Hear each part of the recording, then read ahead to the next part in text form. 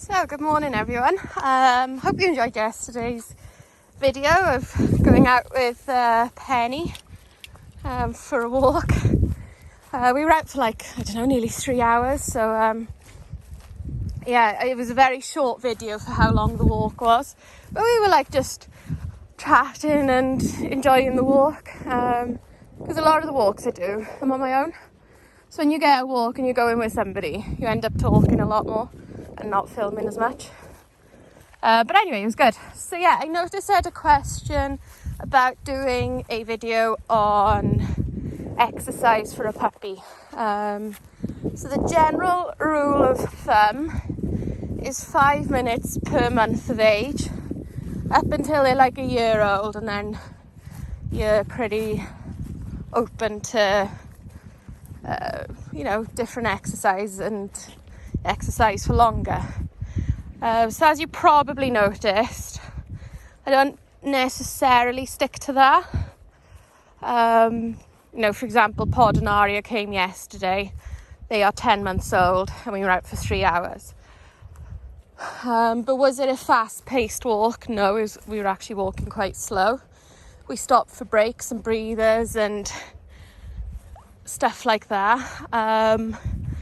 And they are also very fit because of all the running around they do, on the farm. A lot of dogs, if they don't go for a walk, they don't get to run around. Like Disney's in the distance running around now. Nala and Pod are stood, now Pod's running. Aria's walking and sniffing with Jude. So this is this sort of exercise here is the sort of exercise you can do for longer than per month of age, because it's entirely regulated by the dog. Aria wants to run now, so Aria runs. Pod wants to stand, so Pod's standing. It's entirely regulated by them.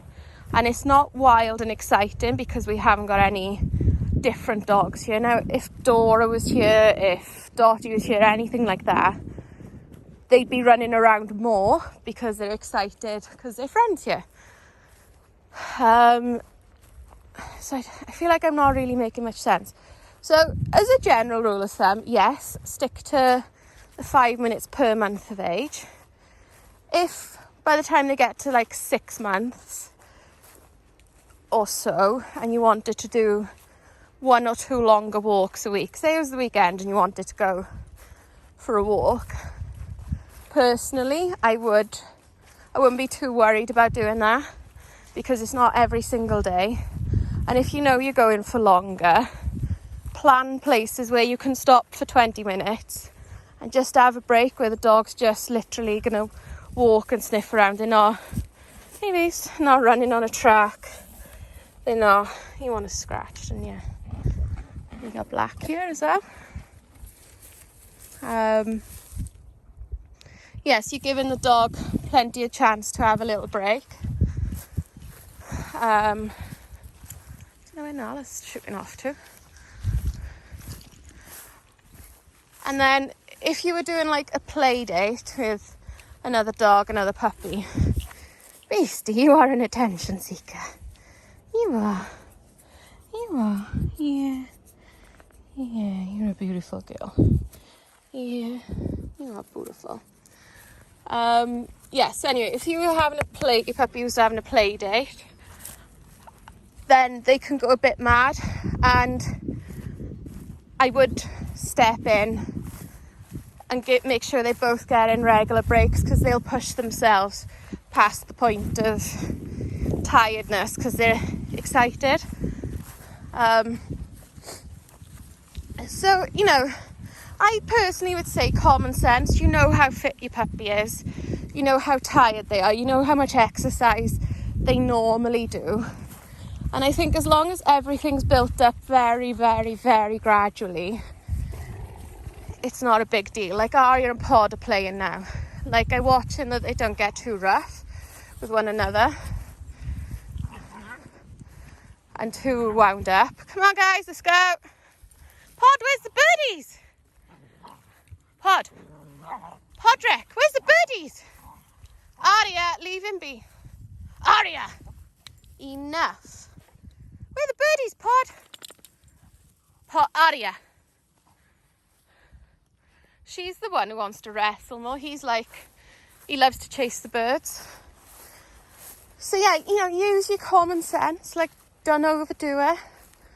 It's like if you didn't walk for 2 weeks, 3 weeks, and then you went on a 4-hour hike up the mountain. You're not doing it gradually, you're not going to do yourself any favours, and you probably are more likely to injure yourself because you're not conditioned to that sort of exercise.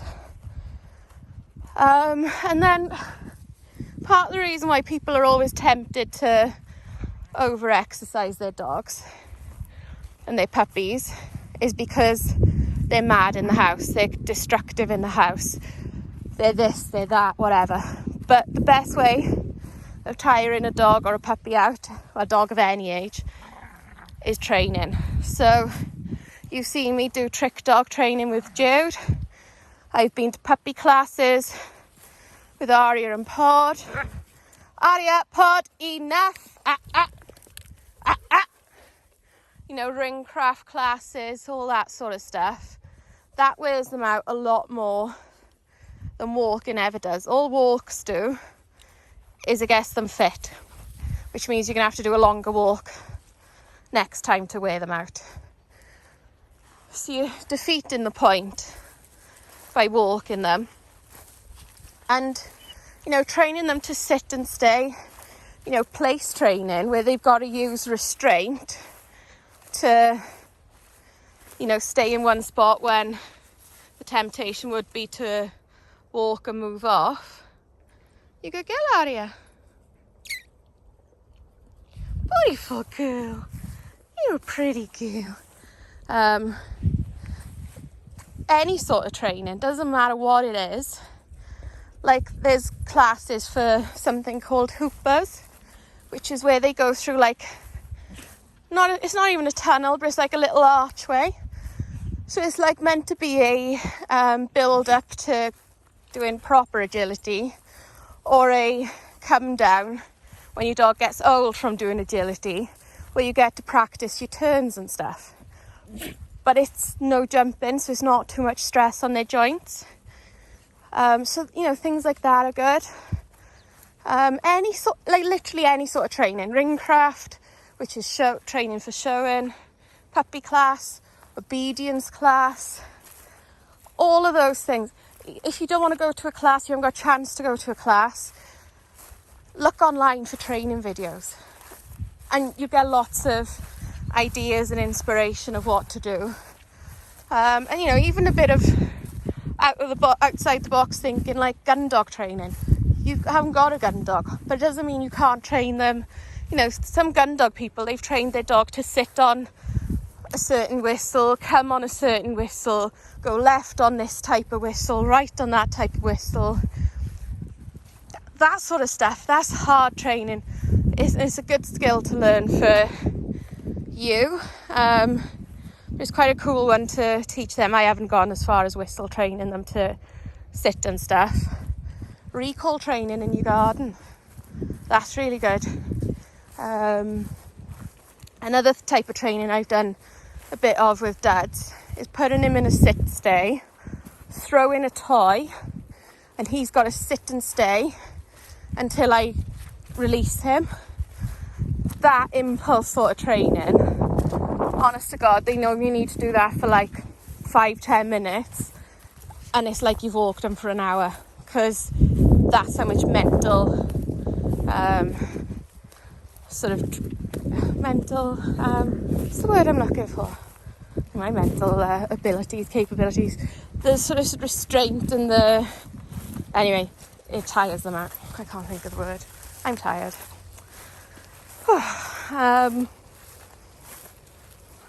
So yeah, I'd never over-exercise them, particularly when they're very, very young.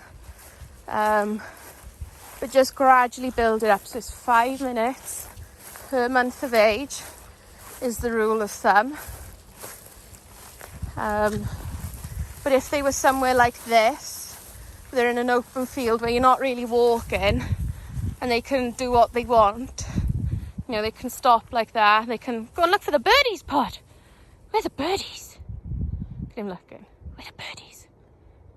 Where are the birdies there, Nala? Nala likes to look for the birdies too.